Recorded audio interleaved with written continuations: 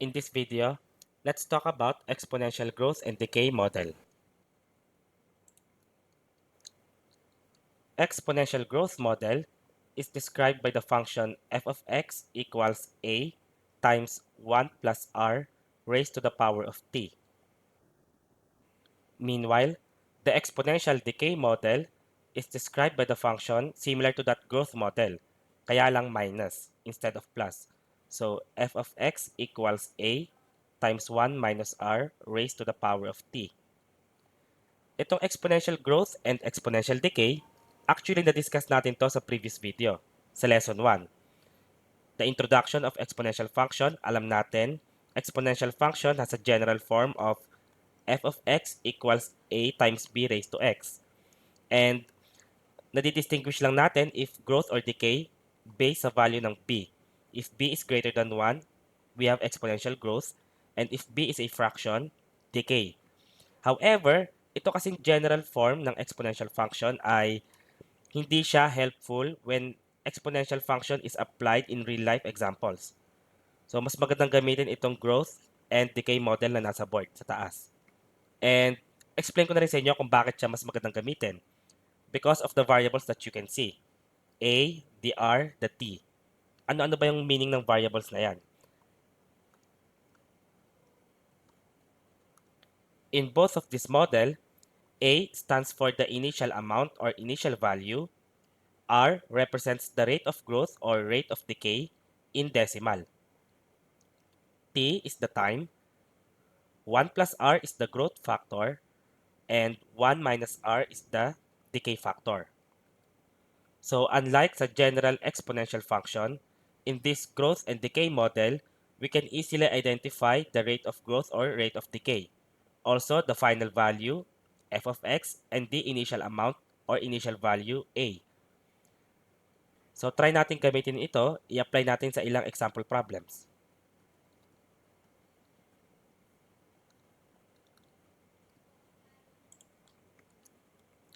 Problem number 1.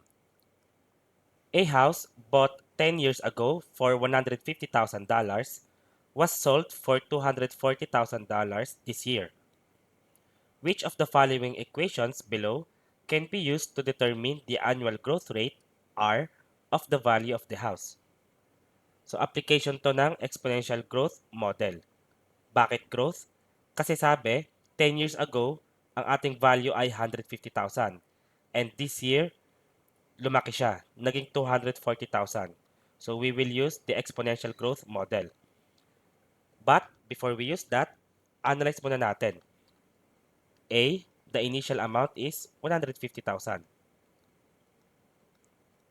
How about f of x? F of x is the current value of the house, which is 240,000.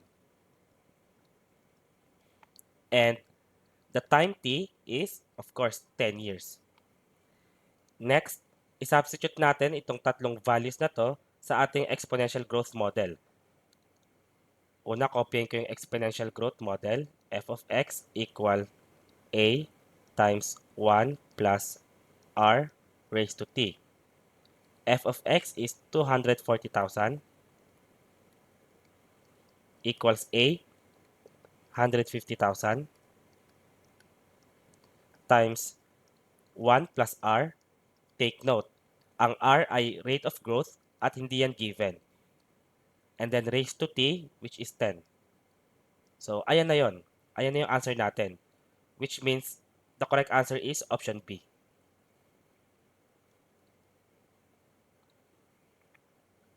Next problem.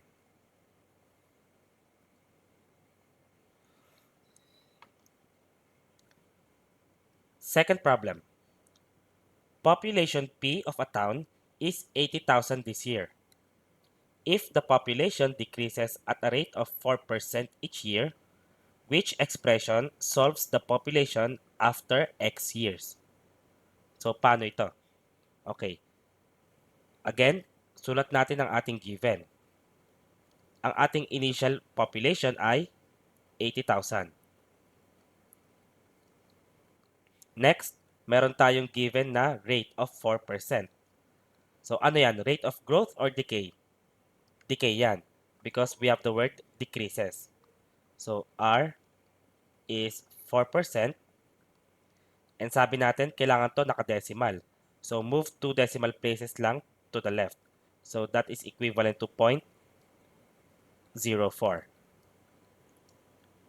Next, gagamitin natin si exponential decay model nga.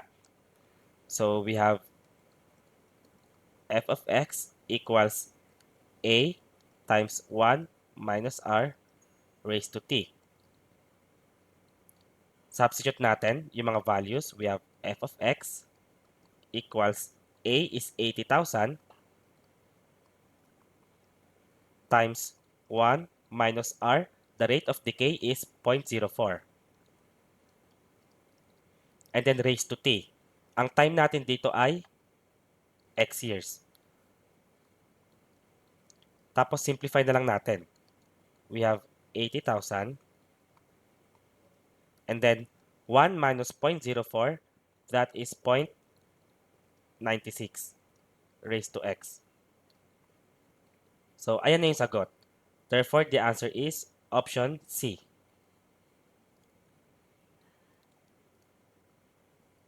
Next problem.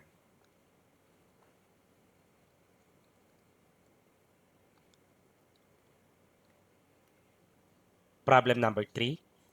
The radioactive material of thorium decays at the rate of 8% per minute. What would be the remaining mass of thorium after 5 minutes, assuming an initial 10 grams of thorium is present? Okay, analyze ulit natin yung mga given. So, our A here is 10. Initial amount of 10 grams. And then, we have the rate of decay, which is 8%, or in decimal, that is 0.08. What else? We have the time, 5 minutes. Tapos, ano gagamitin natin dito? Given naman na yung word, decay. So, we will use the exponential decay model. Kopyahin natin, f of x equals a times 1 minus r raised to t. Salpak natin yung mga values. So, we have f of x equals a, which is 10, times 1 minus r. R is 0.08 raised to t, which is equal to 5. And then, simplify natin. We have 10 times 1 minus 0.08 is 0.92 raised to 5. And kung may option na ganito, ito na yung sagot. Pero kung hinihingi ay exact, pwede naman natin gamitan ng calculator. So, the exact value of this is approximately 6.6 grams. So, lumiit talaga siya. Nag-decay siya. Starting from 10 grams, naging 6.6 na lang. After 5 minutes. So, madali lang to, di ba? Kita nyo naman. As long as alam nyo lang yung initial value, yung A, and yung rate of growth, and alam nyo lang kung kailan gagamitin yung growth and decay model, you must have no problem with this. Okay, ngayon, kasi itong exponential growth and decay model, believe it or not, meron pa tong sub-specification. Meron pa tong subtype. Sa exponential growth, meron tayong tinatawag na doubling model. While sa exponential decay, meron tayong tinatawag na exponential decay half-life model. So, discuss natin yon bawat isa.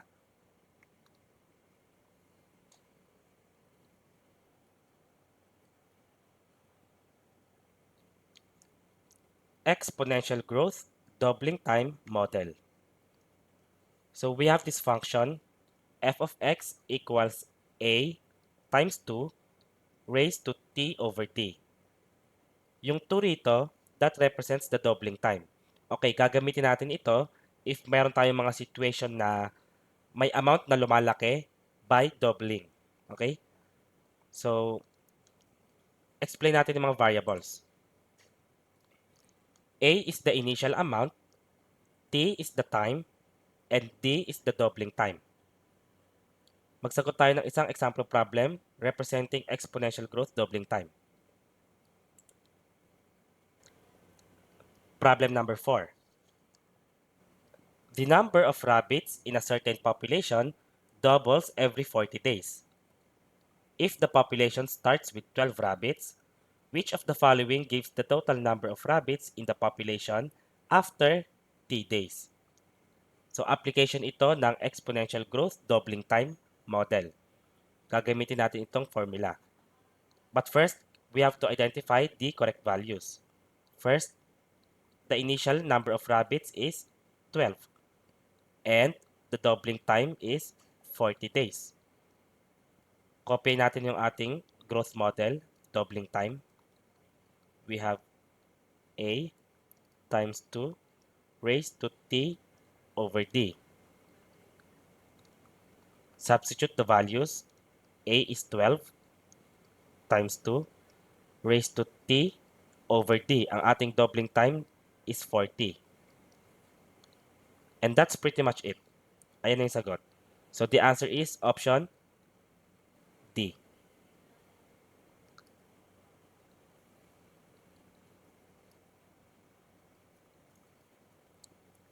Next, i-discuss natin yung exponential decay half-life model. So the function model is f of x equals a times 1/2 raised to t over h. In here, a represents the initial amount, t is the time, and h is the half-life of the object. Magsagot tayo ng isang example problem. Problem number 5. The half-life of plutonium-239 is 24,000 years. Write the equation that determines how long will it take a sample of plutonium-239 to decay to 10% of its original mass M. Isolve natin to, mabilis lang. Our A here, which is the initial amount, ayan yung ating M, the original mass. Tapos, our H, the half-life is 24,000, sabi. The half-life of plutonium is 24,000. What else? Meron tayong f of x dito. Yung final value. Ang final value ay 10% of the original mass. So that is equal to 0.10 m. So we can now substitute the values in this model. So we have f of x, copying ko lang, equals a times 1/2 raised to t over h. Kapag substitute natin, f of x is 0.10 m. So 0.10 m equals a, our a is m, and then times 1/2 raised to t over h. T is not known. H is the half-life, 24,000. And to simplify this, we can actually eliminate m by dividing both sides by m, which means the correct answer is option C.